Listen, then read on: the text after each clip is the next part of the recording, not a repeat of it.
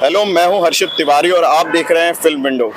Big Boss OTT 3 fame Adnan Shaikh की अभी हाल ही में शादी हुई है और एक सोशल मीडिया पर और बहुत सारे र्यूमर्स फैल रहे हैं। उन्होंने अपनी बहन को मारा जब वो अपने बूढ़े माँ बाप से मिलने गई थी, और ऐसा भी कहा जा रहा है कई जगह कि अदनान ने जो शादी की है रिद्धि के साथ, जो आयशा है, उनका धर्म परिवर्तन करके दिया है। तो इसी पे चर्चा के लिए हमारे साथ मौजूद है उनकी बहन इफ़त शेख। आपका फिल्म विंडो चैनल में आपका स्वागत है। Thank you so much.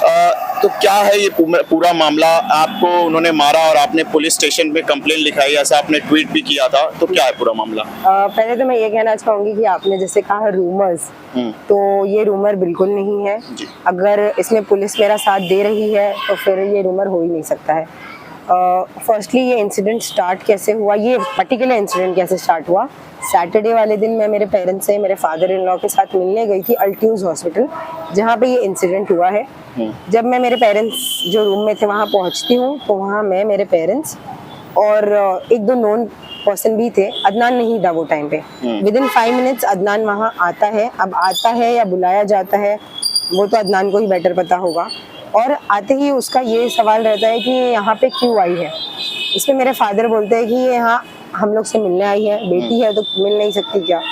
इस पर अदनान बोलता है कि जो भी मेरी वाइफ का फोटो वीडियो वायरल कर रहा है उसकी तो मैं गाली देता है। अच्छा। तो उसमें मैं बोलती हूँ कि मैं तो नहीं कर रही। तो वो बोलता है गाली, उसने बहुत गंदी गंदी गाली दिया। तो जब उसने ये दिया तो मैंने बोला जिसके लिए तू गाली दे रहा है वो होगी जो भी उसने गाली दिया था।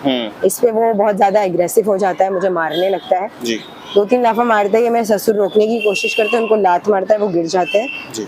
हॉस्पिटल के जितने स्टाफ रहते हैं सब वहाँ पे मौजूद हो जाते हैं वो समय में, और अदनान जिसके साथ आया होता है डॉक्टर, वो भी रहते हैं। मेरे फादर उठ के अदनान को पकड़ते हैं और मुझे बोलते हैं निकलने के लिए वहाँ से। बोले बेटा निकलो वरना ये मारेगा। मैं मेरे ससुर के साथ उतरती हूँ नीचे आने के बाद मैं ऑटो के लिए खड़ी होती हूँ कि पीछे से मुझे फाइट पड़ता है, और उस फाइट में मैं गिर जाती हूँ, मेरा हिजाब खुल जाता है।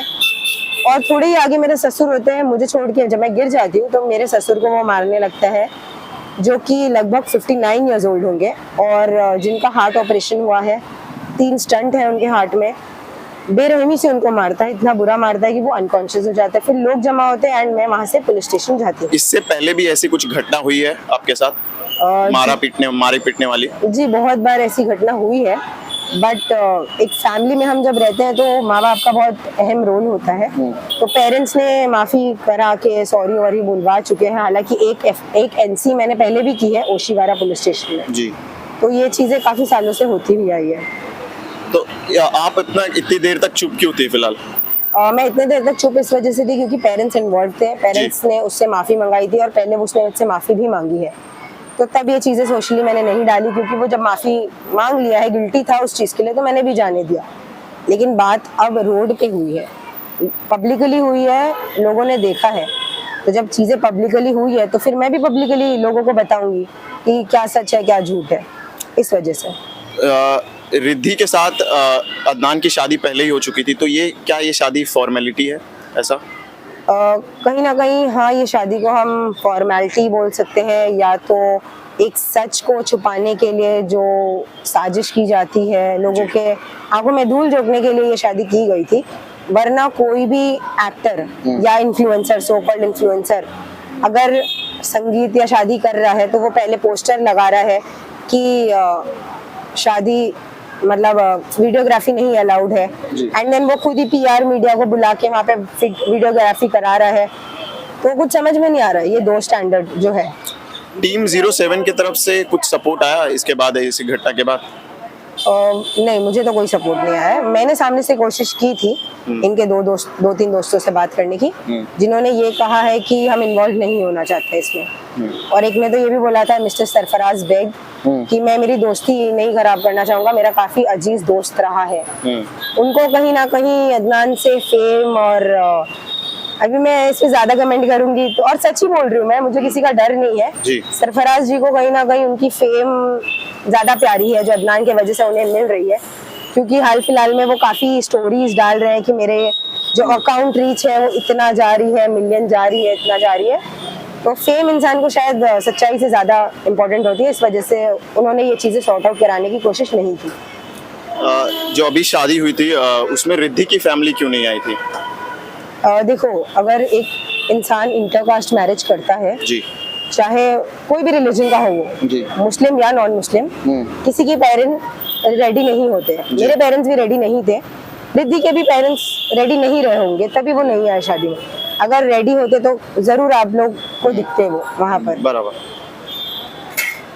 इस वजह से नहीं आए।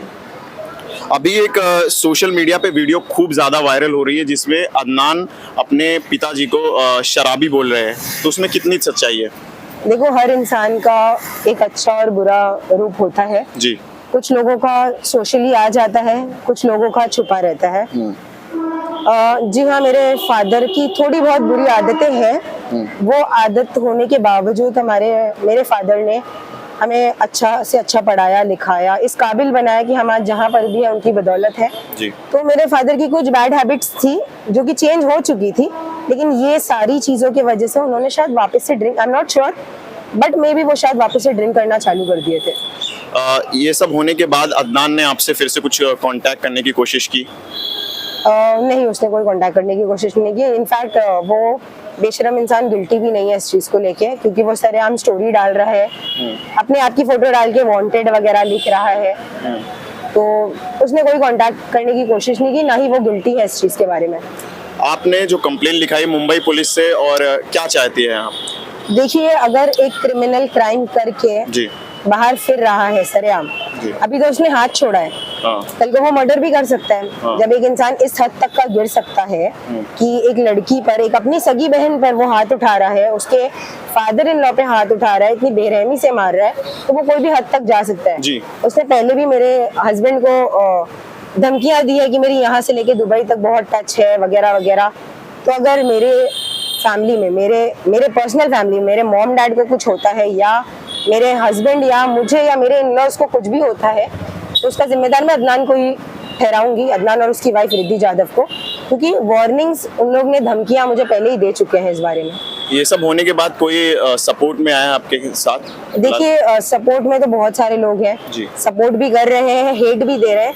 हेटर्स तो जाहिर सी बात है, अब अगर इतना कुछ देखने और सुनने के बाद भी अगर आप उसका ही सपोर्ट करोगे तो मुझे कोई प्रॉब्लम नहीं है, आप करो जिसको आप सपोर्ट कर रहे हो, बट रियलिटी जो है वो सामने आकर ही रहेगी।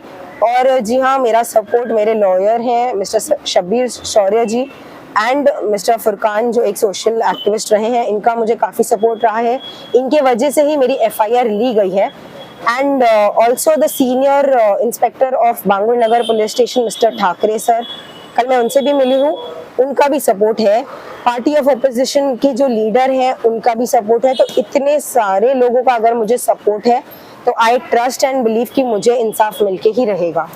रिद्धि के जो कन्वर्जन हुआ तो उस पर क्या कहना है आपका, कि पहले क्या था क्या नहीं, थोड़ा बताइए हमारे दर्शकों। रिद्धि जाधव उसका फुल नेम है। उसकी मॉम आपकी सीनियर रह चुकी है वो? हाँ, मेरे कॉलेज में वो सीनियर रह चुकी है। तो बातचीत पहले हुई थी? नहीं, मैं पहले उनको कभी जानती नहीं थी, ना ही मैंने उनको कभी कॉलेज में देखा था। एक बार शायद मैंने उनको देखा रहा होगा।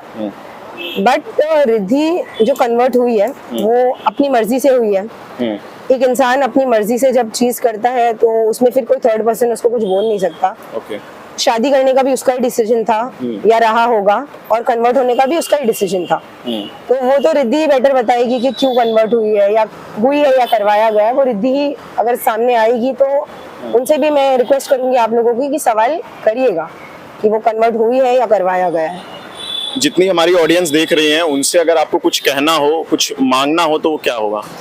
देखिए, जितने लोग ये वीडियो देख रहे हैं, मैं सब लोगों को ये बोलना चाहूंगी कि अगर आपके साथ जुल्म हो रहा है, गलत हो रहा है, आप उसे बर्दाश्त मत करो। बर्दाश्त एक हद तक का करना सही है, लेकिन जब वो लिमिट क्रॉस हो जाती है तो यू मस्ट स्पीक आउट, भले ही वो इंसान कितना भी पैसे वाला हो या फेमस हो।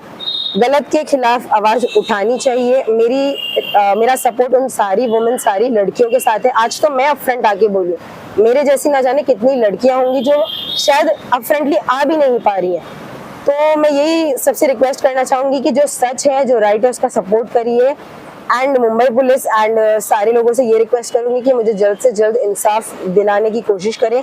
CCTV फुटेज जो हमारी पुलिस ने ये कहा है कि इन्वेस्टिगेशन चालू है, मैं थोड़ा रिक्वेस्ट करूंगी पुलिस को कि प्लीज सीसीटीवी फुटेजेस जल्दी निकलवाएं, ताकि लोग जो सवाल कर रहे हैं कि ये फेक है, झूठ है, वो क्लियर हो जाए। हाँ, जैसे आपने बताया सीसीटीवी फुटेज का, उस आपके पास कुछ ऐसा अवेलेबल प्रूफ है जैसे दिखाने? देखिए पुलिस ने जो जगह पे इंसिडेंट हुआ है वहां पे जाके मेरे साथ जाके चीजें नोट डाउन की हैं। अब वो पुलिस की जिम्मेदारी है, police is responsible for the CCTV footages and all. तो मैं खुद भी वेट कर रही हूँ कि पुलिस वाले कब मुझे वो चीजें दिखाते हैं, तो तब तक का मैं मतलब मुंह से बताऊंगी तो शायद लोग यकीन ना करें, लेकिन अपने आंख से देखेंगे तो शायद जरूर यकीन करेंगे। धन्यवाद हमारे साथ जुड़ने के लिए। हम आशा करते हैं इनके साथ जो भी हुआ है वो सही सलामत हो जाए। और भी ऐसी न्यूज़ को जानने के लिए हमारे चैनल को लाइक, शेयर, सब्सक्राइब करना ना भूलें।